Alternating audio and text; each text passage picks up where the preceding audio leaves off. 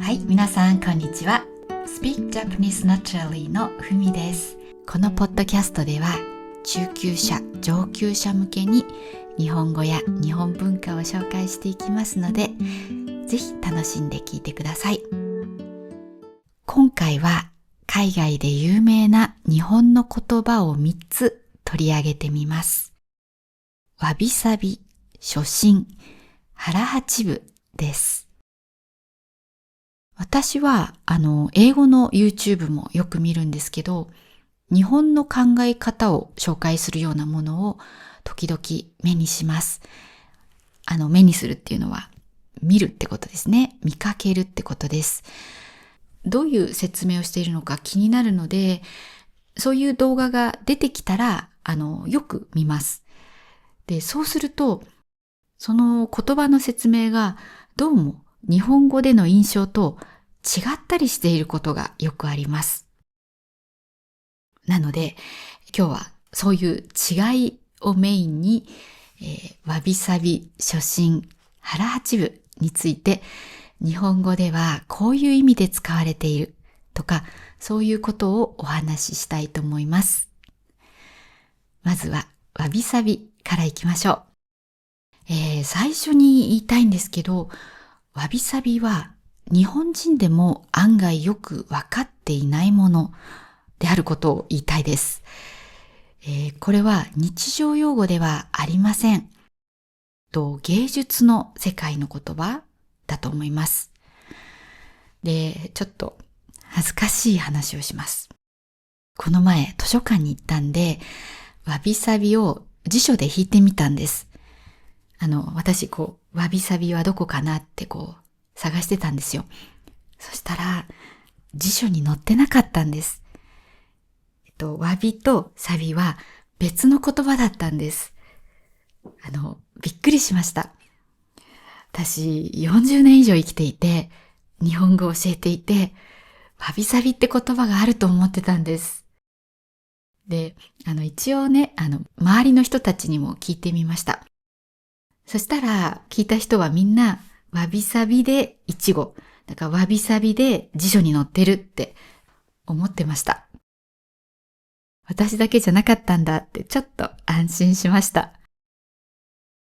で、なんでこういうことが起こるかというと、わびさびは日常生活をしていて使うことはまずない、言葉です。わびさび。または、わびとかさびは、その芸術とか、その伝統的な文化の説明のようなもので使う言葉です。で、それが、日本の精神を表しているとかのように、海外で有名になって、わびさびという言葉として、一語として逆に、日本語に入ってきたように思います。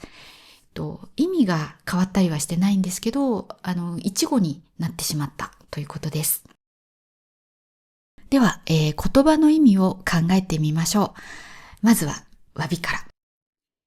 わびは、わびしいという言葉があります。もともと立派だったものがそうじゃなくなるとか、何か足りないような状態がわびしいです。例えば、冬の山はちょっとわびしい感じがします。日本の冬の山って葉っぱが茶色くなって落ちて、木の幹しかないようなイメージです。茶色くて枯れた山です。で、これは若い葉っぱがね、どんどん出てくる春の山。それから、緑が眩しいぐらいの夏の山。そして、紅葉の綺麗な秋の山と比べると、冬の山っていうのはやっぱり枯れた茶色のわびしい山です。なので何かと比べたときにちょっと足りない感じがわびしいです。あとは夕ご飯で味噌汁とご飯しかない。なんかおかずがない。そういう時にちょっと食卓がわびしい感じがします。なので足りない部分に美容、美しさを、見出すのがわびですね。わび茶という言葉があります。これは、茶道で使う言葉です。茶道というのはお茶の道と書きます。で、お茶の世界を極める芸術ですね。抹茶をこうやって立てるやつですね。ガーってやって。で、その、わび茶っていうのは、それまで、高価な道具を使っていたのを、もっと、質素な、簡素なものを使うようになったお茶の世界のようです。1500年代後半ぐらいから始まった流れのようです。で、とはいえ、もう今の時代は、もうそういう芸術、伝統文化はお金がかかるので、お茶を習おうとしたらお金がかかるイメージがあります。では、サビです。サビというのは古びて味わいがあることです。単に古いだけじゃなくて、味わいというか、趣というか、いい印象が感じられる古さだと思います。時間が経ったからこそ感じられる内側から出てくる良さのようなものです。で、寂しいという言葉は皆さんご存知だと思います。一人でいると寂しいというふうに使いますが、あとは寂しい温泉街とか、寂しい商店街なんていう表現もあります。昔は人がたくさん泊まりに来て、賑やかだった温泉街とか、買い物客で溢れていた商店街に、もう今人が来なくて、なんかお店も潰れちゃって、残っているのは数軒のような、そういうことを表すのにも、寂しいを使います。昔はすごい華やかだった。あの頃は若かった。でも今はそうじゃない。でもそこに美しさを見出したものがサビです。サビは、俳諧、これは俳句の世界のことです。で、よく使われる言葉だったようです。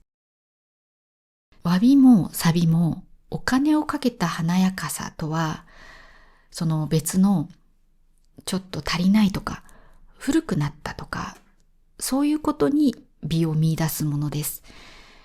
で、どちらも禅の影響で生まれた美意識です。美意識というのは何を美しいと感じるかという感覚とか、価値観のことです。価値観というのは考え方のことですね。で、ただ、これはやっぱりその芸術の世界とか、禅は宗教ですね。宗教の世界の言葉なんですね。なので、日常生活で詫びやサビについて考えることはほぼないと思います。で、外国の人に、詫びサビって何ですかって聞かれて、なんとなくわかる気がするけど、いざ説明しようとするとできないタイプの言葉だと思います。わびさびって聞いてパッと思いつくのが、例えばお茶だったり、そうですね、お寺、なんか質素な感じのお寺とかですかね。では次の言葉は初心です。これは初めての心と書きます。初心は初心忘るべからずというまとまりで使ったり、それを今の言葉にして、初心を忘れずに頑張ってくださいなんていう時に使います。初心忘るべからずは世阿弥という人の風刺家伝っていう本があるんですけど、そこに出てくる言葉です。世阿弥は今でいう能を完成させた人です。能って皆さんご存知でしょうか？日本の伝統芸能の一つで、お面をつけた人が演じるものです。で、演じている人のすぐ後ろに楽器を鳴らしたり、歌を歌ったりする人たちがいます。能についての解説付きの動画があったので、リンクを貼っておきますね。あと、俺の家の話というドラマがあります。これは家族ドラマなんですけど、能の宗家、つまりその芸術を代々引き継ぐ家があるんですけど、その宗家の話です。で、主人公はその宗家の長男なんですけど、家を出てプロレスラーになっちゃうんです。でも、父親が倒れたと聞いて家に戻ります。そこから話が始まります。能とプロレスって感じなんですけど、能について少しだけ詳しくなります。これも生徒さんに紹介してもらったドラマです。面白いんでよかったら見てみてください。初心忘るべからずは、何かを初めてやった時の気持ちを忘れないようにしなさいという意味です。入学式とか入社式などでよく、初心を忘れずに頑張ってくださいのように、校長先生とか社長とかがスピーチなどで使う言葉です。初めて何かをやるときは、頑張ろうとか、よし、学ぼうっていう気持ちが大きいですよね。でも長くやってるとマンネリ化して面白さを感じられなくなって心を込めてやらなくなったりします。いい加減になったりしますよね。でもそうじゃなくて、いつでも最初の時の気持ちを忘れずに新しい気持ちでしっかりやんなさいよってことです。これは大変わかりやすい言葉ですね。で、ただ世阿弥の風刺家電での初心忘るべからずの使われ方は、ちょっとだけ違う感じもありました。世阿弥はその本で、いかに良い舞台にするかという、その能の役者としての心構え、つまり、その気持ちの持ち方というのを書いてるんですけど、素晴らしい役者っていうのは、初めて舞台に上がった時の初々しい役とか、何度も舞台を経験したベテランらしい表現とか、自分が辿ってきた役の表現が今でもできる人だと書いてます。つまり自分がどんなにすごくなっても、最初の頃の芸を忘れてしまっては、その時の役ができなくなってしまう。表現の幅が狭くなってしまうっていうことです。だからもちろんその芸が磨かれてきて素晴らしいんですけど、その最初の時の時の芸って普通はその時しかできないですよね。でもそうじゃなくて、時の芸をまた今できたらもっと素晴らしいわけですよ。多分、そういうことを風刺観念で言ってるんだと思います。そういう意味で、初心忘るべからずって書いてたんだと思うんですね。で、それが芸を極めるのに必要だっていうことです。で、もちろん芸だけじゃなくて、これはすごくやっぱ人生においていい言葉だなって思います。例えば私は自分が今、10年前より成長した気でいるんですけど、その10年前の自分が何をしてたとか、何を考えていたとか、忘れちゃってるんですよ。でも本当にすごい人って、その時どうだったかっていうのが、ちゃんとね、自分に残ってると思うんですよ。で、それを忘れちゃって今があるんじゃなくて、ちゃんとそれを活かした今があるような、生き方ができてるとね、素晴らしいんじゃないかって思います。で、あとは本当に語学で使える言葉だと思います。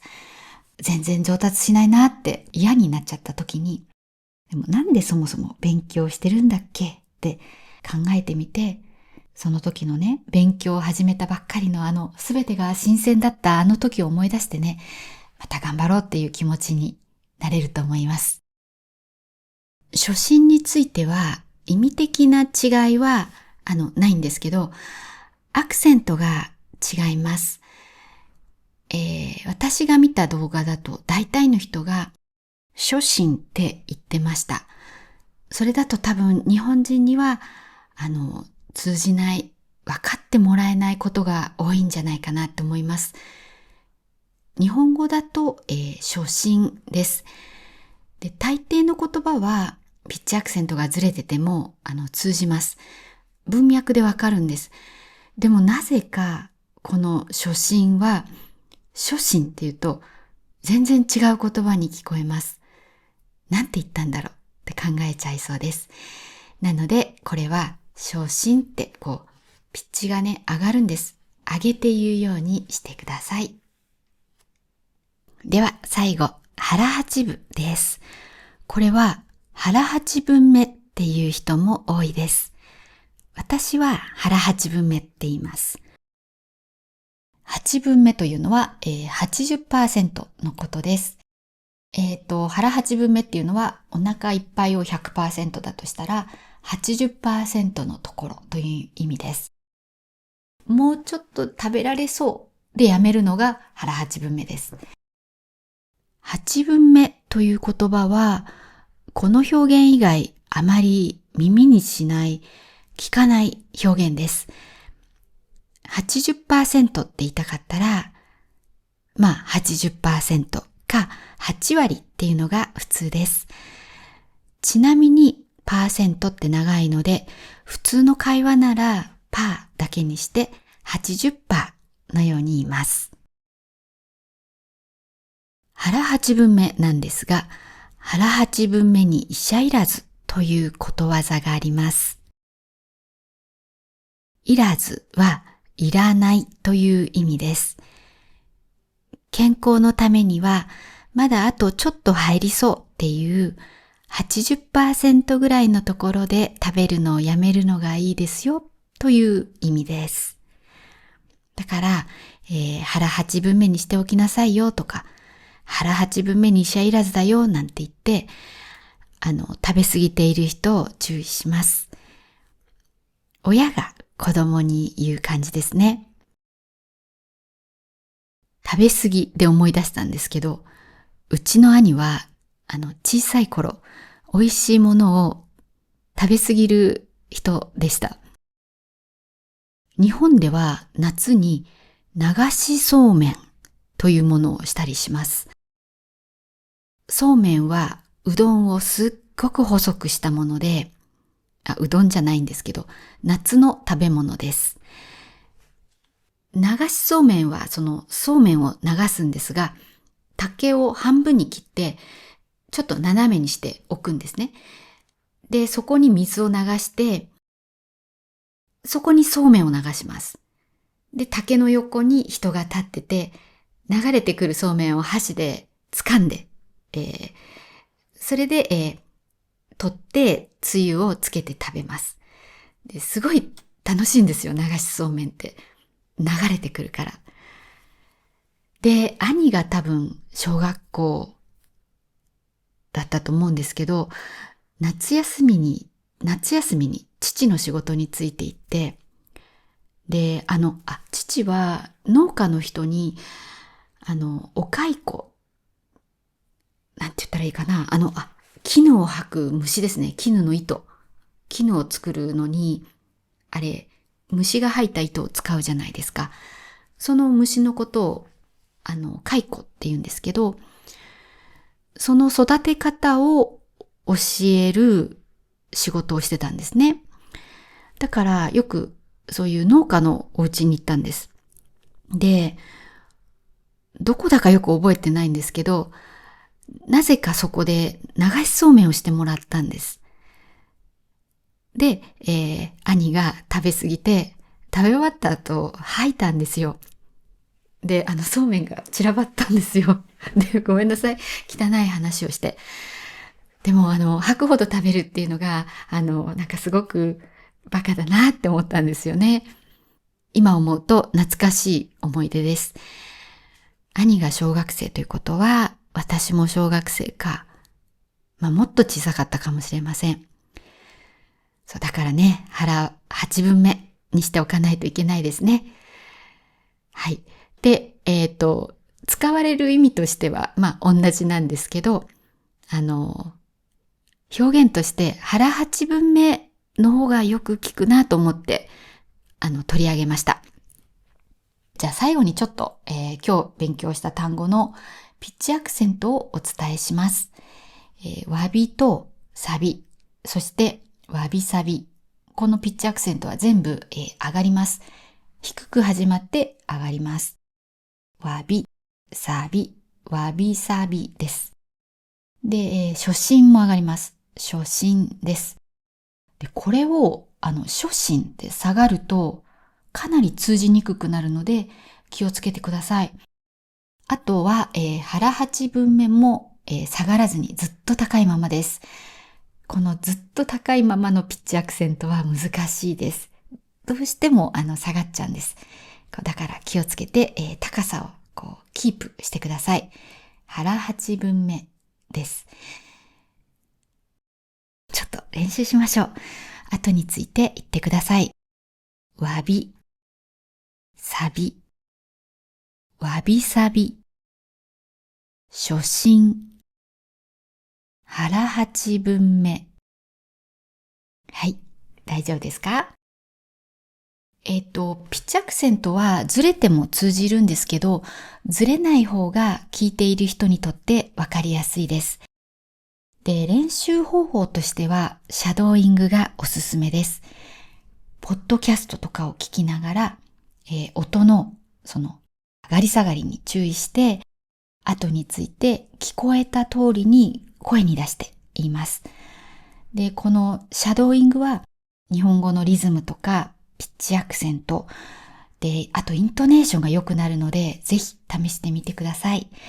で、私のサブスクコースでは日本語のリズムがどうなってるかとか、ピッチアクセントのルールとかが勉強できます。あと月に1回発音チャレンジというイベントをやっていて、皆さんの音声をアップしてもらって、私がそれに対して、ここをこうするともっといいですよっていうフィードバックをしています。で、英語のコースなんで、特に英語母語話者が苦手とする小さいつとか、んとかの発音とかリズムなども扱ってます。ただ、これ実は英語話者だけじゃなくて、学習者全般がこの小さいつもね、苦手としていると思います。概要欄にリンクを貼っておくので、よかったらチェックしてみてください。ベンジャミンさん、スーパーサンクスをありがとうございました。お礼が遅くなってすいません。毎週動画もポッドキャストも楽しみにしてくださっているとのこと、とても嬉しいです。これからもいい動画を作りたいと思います。何かリクエストがあったらいつでも教えてください。では皆さん、今日も最後まで聞いてくれてありがとうございました。よかったらぜひ、高評価、つまりいいねボタンですね、を押して、あとお友達にもシェアしてもらえると嬉しいです。ではまた来週次のエピソードでお会いしましょう。いい一日をお過ごしください。